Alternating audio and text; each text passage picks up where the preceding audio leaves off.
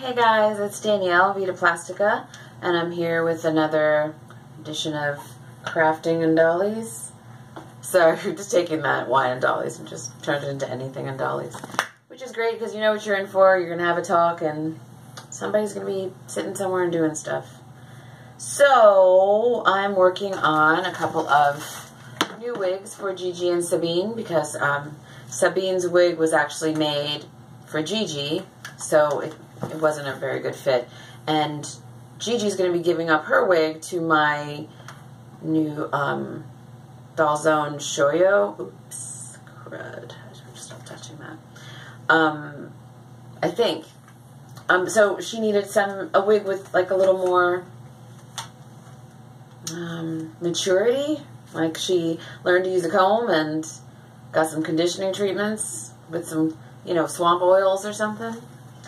Then, what else am I working on? So I started on the post-apocalyptic motorcycle, and this is just it's hard, there's like a blue background, so you're not exactly seeing a true color, but yeah, I have nothing to stop that thing, the color from bouncing off. But this is just silver, and then I'll go over it with black and some different shades of silver in here. And I saw some things on Wish today. Why did I go to Wish? Why did I go to Wish today? Because now all my money will be gone. It'll purely be shipping fees. But they have the cutest diorama type stuff. But I don't feel like I've totally exhausted my search.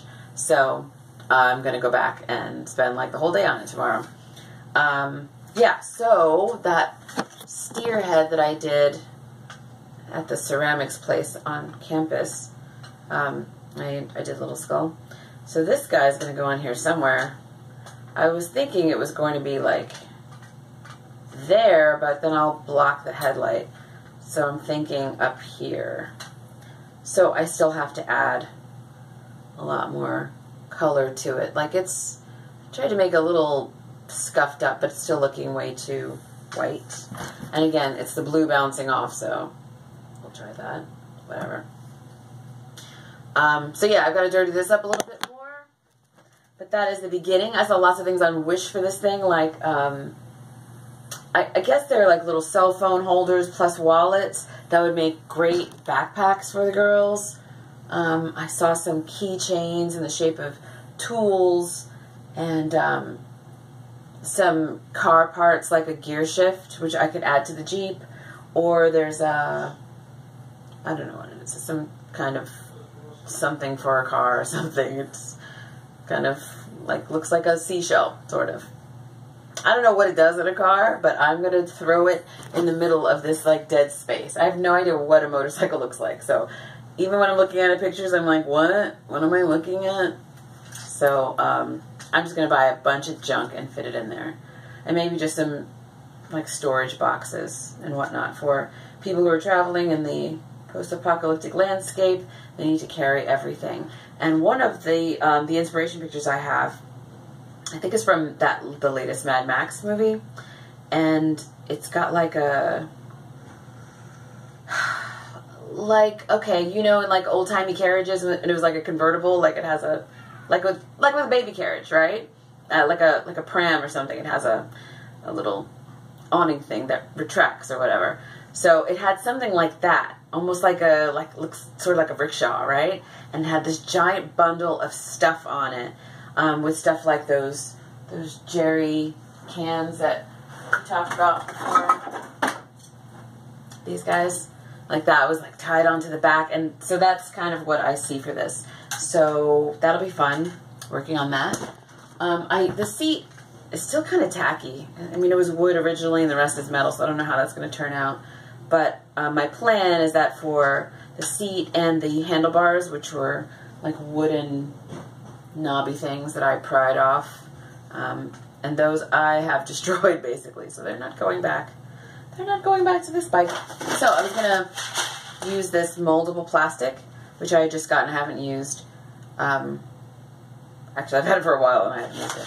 But I'm getting a thermometer in because I just felt under such pressure, like it's got to be 150 degrees. It has to be. I don't know. I just want to make sure I do it right because I want this to really work. So I'll be making a seat out of that.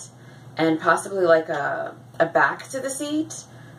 So two people can sit there, but when you think about it, these girls, especially this one, she's got junk in the trunk. I don't know how much we can actually fit on this, but I think when they're standing here, or if you're taking a picture, you're just probably going to see this and not how low her feet are, how far below this this line she is. We'll just pretend that it all fits. So, what else have I been working on? I've been dyeing today. I'm dying here. No, I've been actually dyeing. I had, you know, the Dollies II show you, right?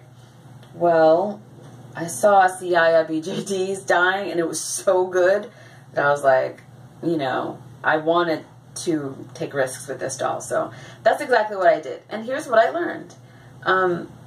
Make sure before you dye a doll that you give them a really, really good cleaning with like acetone or Winsor Newton or whatever you use to remove your face-ups and stuff, because she had some sealant that was still on her that I didn't really see, a little like behind her ear and around her, under her chin. And something possessed me because I really hated her pointy nose. To sand her nose. Oh, I'm sorry, you're not supposed to see that yet. I sanded her nose, and so when I scrubbed the dye off, it sort of came away with it. Yeah. Anyway, it's uneven. We know that when you dye, at least with Rit dye, it's, you know, it gets uneven. But she's a swamp creature, so it's totally fine. But here's her neck and chest. Or she's really, she's genderless, and I don't know what we're going to do about the boobs. Because, I mean, I just dyed her. Why bother sanding them down now? And I don't really, I don't know. It's like I'd rather get a boy chest piece than sand down boobs, because I have no confidence in my skills to make that look right. So anyway, she still came out a really nice color, which you're not going to see at all because of the damn wallpaper. Okay, that's better. Really, really pretty color. That's with dark brown Rit dye. And, you know, so she's got the little, like, sort of marbling that you get sometimes, which is totally fine with me. She's a swamp creature. She should be able to, you know, camouflage herself and whatnot. So tomorrow I've got some dark green dye coming in. So I think I'm going to make a mixture of the dark brown and the dark green, and leaning a little bit more towards green. And then we'll see what interesting color she turns out. Did we talk about wigs already? Shoot, probably. It's been like 8 minutes. Alright, so I've got those 2 wigs going for the girls. The wig that I sold, like, I never heard anything back from the chick, and I was like, definitely let me know how it was. So I guess it wasn't that good. But, you know, it was a wig made for my doll. I knew, you know, my quality standards for myself, you know, totally different than if I was thinking that I'd be selling it. But she was in a rush, so she wanted it right away, so that's what she ended up with. So, but I guess I should get in contact with her before I spend any of her money. Oh, so I also had found some, like, glow-in-the-dark snakes.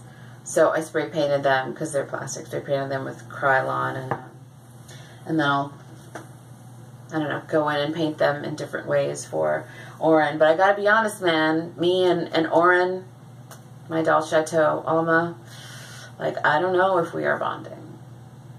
I think if a doll doesn't really have a story, I don't bond with her. Or him. Dash Krabani has like a backstory, but he doesn't have a story. I mean, Aniana doesn't have, they all have that. That's not true about Dash Krabani. I just don't like him because he's a boy. I'm prejudiced or sexist or whatever. Reverse sexism? Is that a thing? Anyway, yeah, for like, what's her name? Tillamook? Like, Tillamook's okay to not have a story, exactly. She has an identity. She is, I don't have a backstory. She has an identity. She is the Force Messenger. She carries crap around, does trading and whatnot. So that's who she is. She doesn't need to have a story, but I feel like the snake goddess should have a story. So I think she's the only one who doesn't have a story. except for the new creature. Shoyo, we're gonna have to come up with a name for you. Oh, you are so cute in this color. Them eyes, though, we're gonna have to get some really crazy eyes for this one, right? And I have to build my swamp. Oh, right. So, speaking of things I was looking forward to at the end of this year, I just heard today that the Atlanta Ball Joint Doll Convention is canceled. I mean, that's really heartbreaking. Not only was I, you know, going to have my panel there, I was feeling like, I'm coming up in the BJD world. But I think it's an important thing to have in my state, you know, for the hobby, for the community, and it's really kind of heartbreaking that it's not going to, probably not going to happen this year. Things could happen, you never know. That's a bummer, but hopefully they can bring it back next year. Yeah, that was sad. So, that's actually the only convention I've ever been to, so I need to start looking up resources for the Southeast and what else is down here. So, if you know of Southeastern BJD conventions that I should be going to, let me know. So that's that. And what else have I been doing? Did I tell you I dyed hair too? I decided since I had dye, I was using it, I would dye hair that looked like this to this for a new wig for Aniata. So that's another reason I have to contact that buyer, because if she didn't like the wig and wants to send it back for a refund, then I don't have to make another wig. So it would be nice to make sure that gets taken care of first.